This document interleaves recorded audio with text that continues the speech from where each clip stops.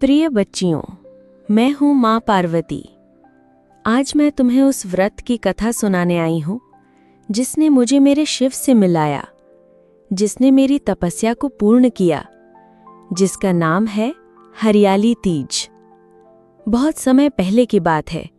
मैंने संकल्प लिया था, मैं शिव को ही अपना पति बनाऊंगी। लेकिन मेरे पिता राजा हिमवान और मेरी माता मैना मेरे इस निर्णय से चिंतित थे।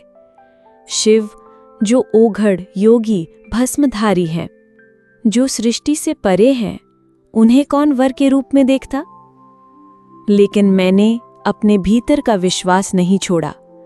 मैंने वन में जाकर कठोर तप किया, निःश्वास, निराहार, केवल शिव का स्मरण। सालों बीत गए, धरती भी मेरी तपस्या से कांप उठी। देवताओं को भी मेरा समर्पण दिखाई देने लगा। तभी नारद जी मेरे तप की बात लेकर शिव के पास पहुंचे। शिव मुस्कुराए, क्योंकि उन्हें पहले से ही ज्ञात था, ये मेरी शक्ति है, ये मेरा ही अंश है।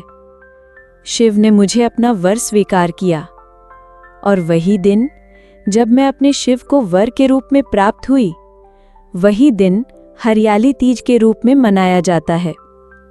मेरी बच्चियों, हरियाली तीज केवल एक पर्व नहीं, ये एक आंतरिक पुनर्जन्म है। जब धरती पर हरियाली आती है तो स्त्रियों के मन में भी प्रेम, समर्पण और विश्वास की हरियाली जगती है। वो अपने पति की लंबी उम्र के लिए व्रत करती हैं, पर असल में ये व्रत स्त्री की आत्मशक्ति को जगाने का एक माध्यम है। इस दिन महिलाएं दिन भर निराहार रहती हैं, शिव पार्वती का पूजन करती हैं, कहानी सुनती हैं और रात में चंद्रमा को अर्घ्य देकर व्रत का समापन करती हैं। 16 श्रृंगार करती हैं, झूला झूलती हैं, गीत गाती हैं। ये सब केवल बाहरी रूप से नहीं, बल्कि स्त्री के अंदर के सौंदर्य, आनंद और आत्मा की पूर्ति का प्रतीक है। बेटी, तेरा समर्पण, तेरा विश्वास तुझे अपने भाग्य का रचयिता बनाता है। अगर तू शिव को पाना चाहती है तो पहले स्वयं को पहचान, अपने भीतर की नारी शक्ति को जगा, निखार और अपना कर चल।